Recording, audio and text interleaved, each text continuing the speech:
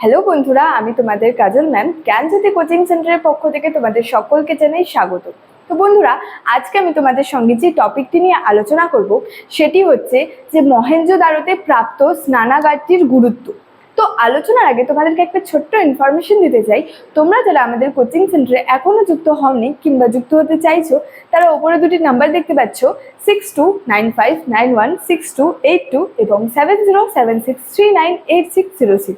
এই দুটি নাম্বারের মধ্যে কিন্তু যে কোনো একটি নাম্বারে যোগাযোগ করে আমাদের সঙ্গে যুক্ত হয়ে যেতে পারো। তো দেরি না করে আজকে টপিক সম্পর্কে আলোচনা শুরু করছি।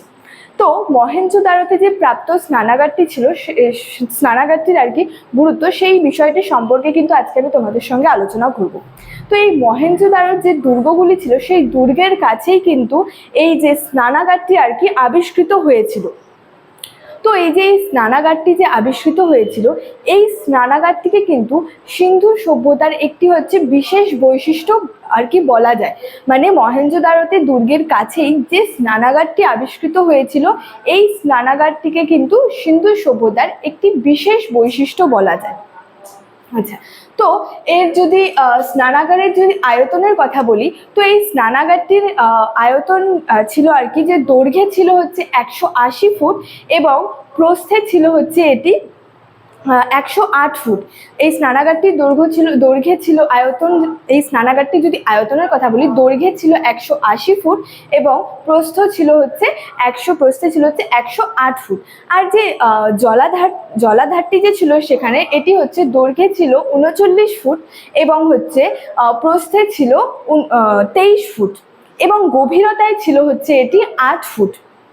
আচ্ছা, তো এই যে স্নানাগারটি যে ছিল, এই স্নানাগারটিতে হচ্ছে ওঠা নামার জন্য কিন্তু দুদিকে সিঁড়ির একটা উপযুক্ত ব্যবস্থা সেখানে ছিল এবং এগুলি হচ্ছে পোড়া মাটির ইটের তৈরি ছিল।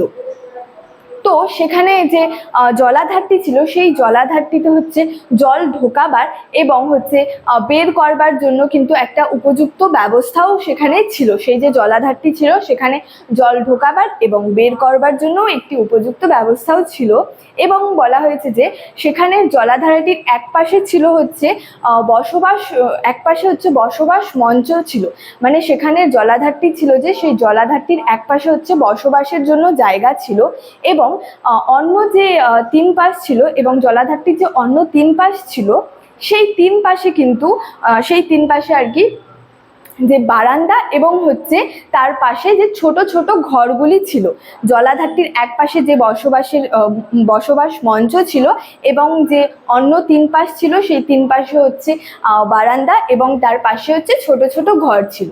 তো মর্টিমার হুইলার এর মতে এই স্নানাগারটি একটি ধর্মীয় উদ্দেশ্যে নির্মিত হয়। মানে মর্টিমার হুইলারের মতে কিন্তু এই যে স্নানাগারটি ছিল, এটি হচ্ছে একটি ধর্মীয় উদ্দেশ্যে আর কি নির্মিত হয়েছিল। তো বলা যায় যে এই যে সমসাময়িক পৃথিবীতে এই ধরনের যে স্নানাগার, এটি কিন্তু কোথাও দেখা যায়নি। তো স্টুডেন্ট, এই ছিল আজকে আমার যে মহেঞ্জোদারোতে প্রাপ্ত এই যে স্নানাগার সম্পর্কে কিন্তু আজকে আমার ক্লাসটি ছিল।